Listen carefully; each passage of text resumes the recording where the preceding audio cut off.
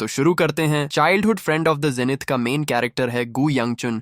ये एक ऐसा लड़का है जो अपनी पास्ट लाइफ में एक डिमोनिक ह्यूमन बन गया था। उसने ऑर्थोडॉक्स सेक्ट्स को बिट्रे किया था और हेवनली डीमन के अंडर काम किया था, लेकिन उसकी जिंदगी रिग्रेट से भरी हुई थी, क्योंकि जितनी भी बुराइयां उसने की थी वो उसकी अपनी मर्जी से नहीं बल्कि हेवनली डीमन के ऑर्डर्स पर थी। अब यहाँ आता है एक बड़ा twist. Great Orthodox demon war में heroin we Siyola heavenly demon को हरा देती है और इस युद्ध के बाद गू यंगचुन को ऑर्थोडॉक्स फोर्सेस ने पकड़कर प्रिजनर बना लिया।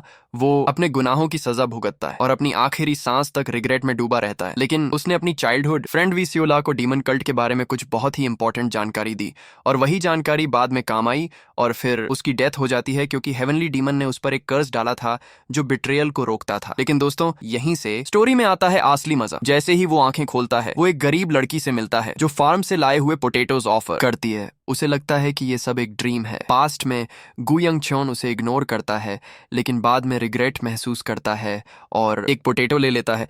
लड़की की खुशी उसके चेहरे पर साफ झलकती है। जब वो पोटैटो खाता है तो उसे महसूस होता है कि ये ड्रीम कितना रियल है, क्योंकि उसे गर्मी का एहसास होता है। लड़की हंसती है और कहती है योर फेस इज रेड। गू यंगचुन भी मुस्कुराता है और कहता है हाँ, ये डिलीशियस है। तभी लड़की का दादा आता है और उसे डांटता है कि वो अकेले क्यों घूम रही है। लड़की प्राउडली अपने बास्केट में पोटैटोज दिखाती है और कहती है मैं ठीक हूँ और पोटैटोज भी ठीक है। गू यंगचुन का एस्कॉर्ट आता है और लड़की को देखकर अलर्ट हो जाता है, लेकिन गू यंगचुन उसे रोकता है और पूछता है क्या तुम्हारे पास हनी बिस्किट है। एस्कॉर्ट सरप्राइज होता है, लेकिन फिर भी उसे हनी बिस्किट देता है। गू यंगचुन हनी बिस्किट लड़की को देता है, जो उसे खाकर खुश होती है और कहती है मैंने पहली बार इतनी डिलीशियस चीज खाई है। वो गू यंगचुन से उसका नाम पूछती है और वो जवाब देता है गू यंगचुन। जैसे ही वो सीन खत्म होता है, गू यंगचुन को पता चलता है कि वो वापस टाइम में रिग्रेस कर गया है, मतलब उसकी लाइफ फिर से शुरू हो गई है, वहीं से जहां उसकी पहली मुलाकात वी सियोला से हुई थी। ये कोई सपना नहीं है, ये रियलिटी है। अब गू यंगचुन डिसाइड करता है कि इस बार वो एक क्वाइट पीसफुल लाइफ जिएगा, अपने पास्ट के सिंस से दूर। तभी उसका एस्कॉर्ट उसे बताता है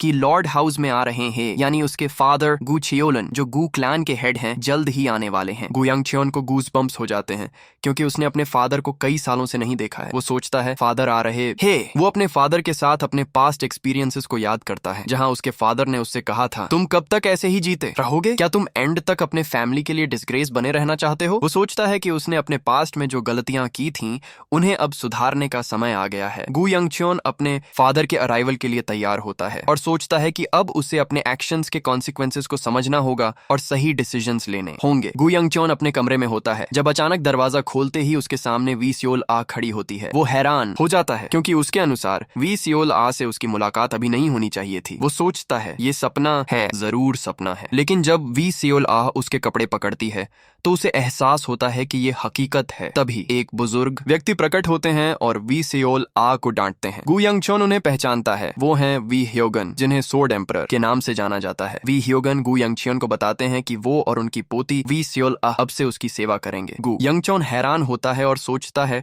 इतना शक्तिशाली व्यक्ति मेरी सेवा क्यों करेगा। वी सियोल आ गू क्लान में सर्वेंट के रूप में आती है। गू यंगचुन उसके साथ एक खास बॉन्ड महसूस करता है और उसे प्रोटेक्ट करने का फैसला करता है। वो वी सियोल आ को अपने पर्सनल सर्वेंट के रूप में चुनता है, लेकिन उसे एहसास होता है कि वो अभी भी कामों में क्लमजी है। गू यंगचुन अपने पिता से मिलने जाता है, तभी उनके पिता मिलते हैं और उसको पेट्रियार्क रूम में मील के लिए बुलाते हैं। गू यंगचुन मील के लिए अंदर चला जाता है, तभी उनके पिता उनको यूनिफाइड ड्रैगन असेंबली के बारे में बताते हैं। गू यंगचुन शॉक हो जाता है और कहता है यूनिफाइड ड्रैगन असेंबली। तो फर्स्ट पार्ट यहीं खत्म होता है। नेक्स्ट पार्ट के लिए लाइक और सब्सक्राइब करें।